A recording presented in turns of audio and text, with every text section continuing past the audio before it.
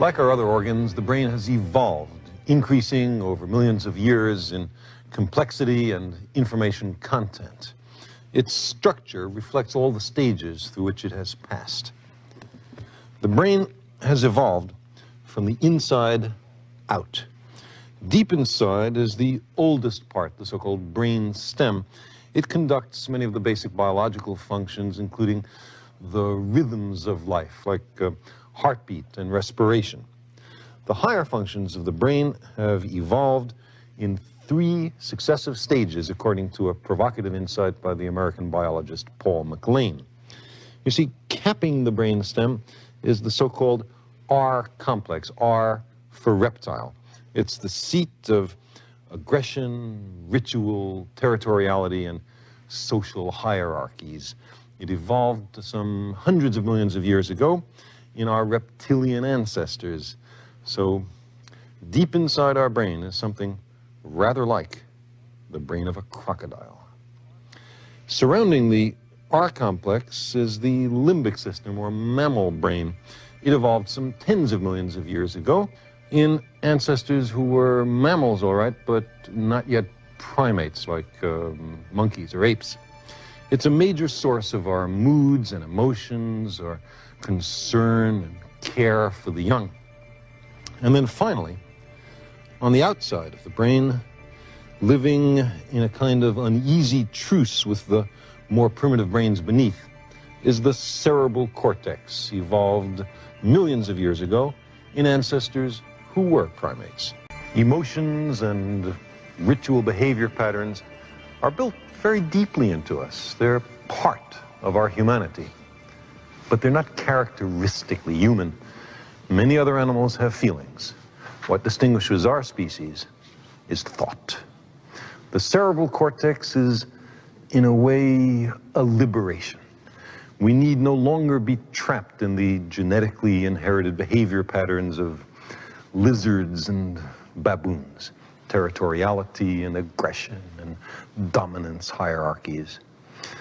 We are, each of us, largely responsible for what gets put into our brains, for what, as adults, we wind up caring for and knowing about. No longer at the mercy of the reptile brain, we can change ourselves. Think of the possibilities. So what kind of world are we creating? It's worth asking yourself this question, and it's not a question. It's more the question is, what kind of world am I creating? What am I adding to? Am I adding to this deep, unconditional love for self and other that is so healing? Or am I adding to polarization and aggression and even violence? It's really worth asking ourselves this. And then the approach here is so tender and forgiving that if I find myself about to go off on somebody, or right in the middle of it, I say, "Ooh, I am screaming here." Or I just lost it completely and I'm already slammed the door and I'm standing out in the hall. I mean, wherever you are in the chain reaction of reactivity, you know, you can pause and just ask yourself, you know, look what I'm doing. And then instead of denigrating yourself, instead of me criticizing myself, instead of me shaming myself, instead of me wallowing in guilt for the next 17 years, at least,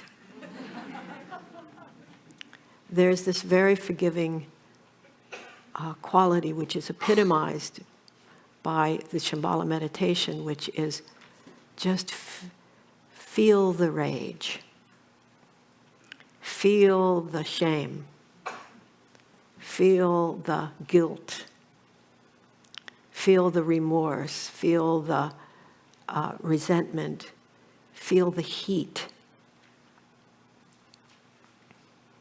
feel the fire, just as it is, just as it is, just as it is. Not escalating further, not repressing, not turning it into something hard,